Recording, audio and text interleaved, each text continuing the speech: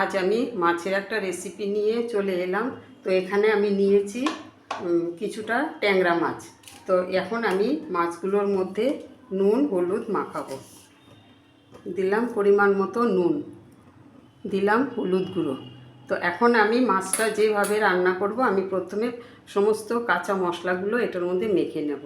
দিলাম নুন আর হলুদ, দিলাম ধনের গুঁড়ো, দিলাম লঙ্কার গুঁড়ো। এখন আমি সমস্ত উপকরণ দেওয়া হয়ে গেছে। এখন আমি মাছটাকে ভালো করে মেখে পাশে সরিয়ে রাখব। তো মাছটা আমি করব বেগুন দিয়ে। তো তেল বসিয়ে দিয়েছি, তেলটা গরম হয়ে গেছে। এখন আমি প্রথমে কয়েকটা বেগুন কেটে নিয়েছি, বেগুনটা আমি ভেজে নেব।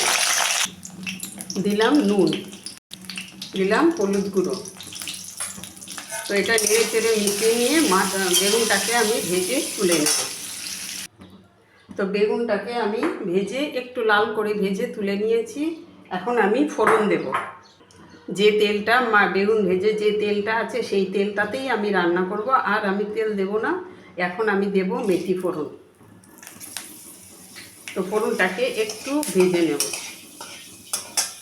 তো মেথিটা ভাজা হয়ে যে মাছটা ট্যাংরা মাছটা আমি মশলা দিয়ে ভেজে রেখেছিলাম, সেই মাছটা আমি এটার মধ্যে দিয়ে দেব। দিয়ে গ্যাসের ফ্লেমটাকে লো করে দিয়ে একটু ভেজে নেব। মাছটাও আমার ভাজা হয়ে গেছে, মশলাটাও আমার কষানো হয়ে গেছে। এখন আমি এটার মধ্যে দেব খানিকটা টমেটো। দিয়ে দিলাম একটা টমেটো, সেই সাথে দিলাম 3টে চেরা কাঁচা লঙ্কা। এবার আমি আরও কিছুক্ষণ এটাকে কষিয়ে নেব। এক্ষুনি আমি জল দেব না, একটু পরে জলটা দেব। কিছুক্ষণ ভাজা হয়ে গেছে, কষানো হয়ে গেছে। দিয়ে দিলাম খানিকটা ধনে পাতা, দিয়ে আরও খানিকটা কষিয়ে নেব। তো এটা আমার কষানো হয়ে গেছে। এখন আমি এটার মধ্যে পরিমাণ মতো জল দেব। তো এটা আমি ঝোল করব না, একটু গা মাখা করব। তো দিলাম আমি এখানে 1 কাপের মতন জল। এটাকে আমি এখন ফুটতে দেব। তো দিয়ে দিলাম জল। এখন আমি এটাকে একটু ঢাকা দিয়ে রাখবো। তো ফিরে এলাম আমি 5 মিনিট পরে। এখন আমি ঢাকাটা সরিয়ে নেব। তো ঢাকাটা আমি সরিয়ে নিলাম। এখন আমি এটার মধ্যে যে বেগুনটা ভেজে রেখেছিলাম সেই বেগুনটা আমি দিয়ে দিলাম। দিয়ে আমি আরও কিছুক্ষণ ফুটিয়ে নেব। তো রান্না আমার কমপ্লিট।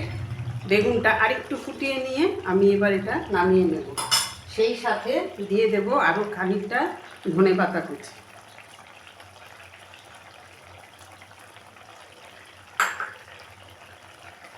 তো ধনেপাতাটাও মিশিয়ে নিলাম। তো আমার মাছের রেসিপি কমপ্লিট, আমি নামিয়েও নিয়েছি। তো বেগুন ট্যাংরার ঝাল কেমন লাগলো আপনাদের কাছে? ভীষণ সিম্পল একটা আর ভীষণ ইজি একটা রেসিপি। খুবই তেল মশলা কম এই রকম একটা রেসিপি আমি তৈরি করেছি আজকে। তো আপনাদের কাছে কেমন লাগলো এই রেসিপিটা অবশ্যই আমাকে একটু কমেন্ট করে জানাবেন। আর সেই সাথে আমার দর্শক বন্ধুদের কাছে আমার রিকোয়েস্ট, আপনারা সবাই আমার চ্যানেলটাকে সাপোর্ট করে আমার পাশে থাকবেন। আর আজ এই পর্যন্তই।